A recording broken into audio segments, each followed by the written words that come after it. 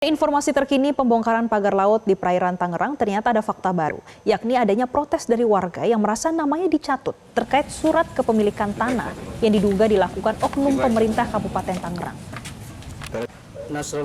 Salah seorang warga desa Kohot bernama Nasarudin mengaku dia tidak pernah memiliki tanah di laut seluas 14.978 meter persegi yang disertai surat kepemilikan di Laut Pantai Utara. Menurut Nasarudin, para terduga oknum mafia tanah melakukan pembuatan surat hak guna bangunan lahan bibir pantai dengan mencatut nama warga setempat yang berpura-pura mengumpulkan fotokopi identitas untuk tujuan tertentu. Luas tanah yang dibuatkan surat oleh Badan Pertanahan Kabupaten Tangerang dengan penerbitan 13 Desember 2023 lalu disebut bahwa Nasarudin memiliki lahan seluas 14.978 meter persegi yang berada di patok laut dengan mengatasnamakan ahli waris. Padahal warga tersebut masih hidup. Dirinya merasa keberatan dengan adanya penerbitan surat tanah ini. Padahal pihak Desa Kohot tidak menemui dirinya, namun mereka meminjam identitas dirinya melalui anaknya tanpa alasan yang jelas. Saya udah dianggap mati gitu. Saya masih hidup. Saya tahu dari awal saya ceritain, saya tahu-tahunya identitas anak saya terjadi seperti ini. Gitu. Terus saya baca-baca di surat tersebut itu ada keterangan waris. Gitu, Pak. Luas tanah punya Bapak sendiri berapa? Punya saya, maksudnya yang laut. Iya. Yang laut ini, yang tertera sini 14978. 1,4 hektar. Tapi sebelumnya Bapak itu punya lahan di daratan atau? Saya sama sekali nggak punya, Pak. Semeter pun saya nggak punya. Di laut.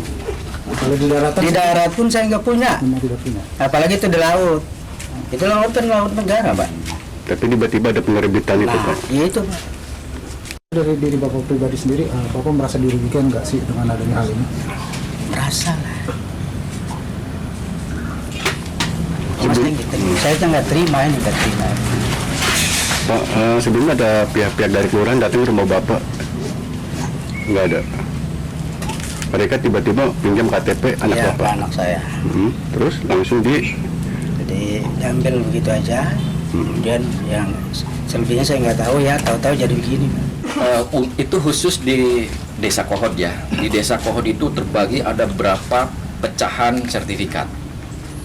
Nah, si kepala desa ini mengerahkan lah, dalam tanda petik mengerahkan individu-individu.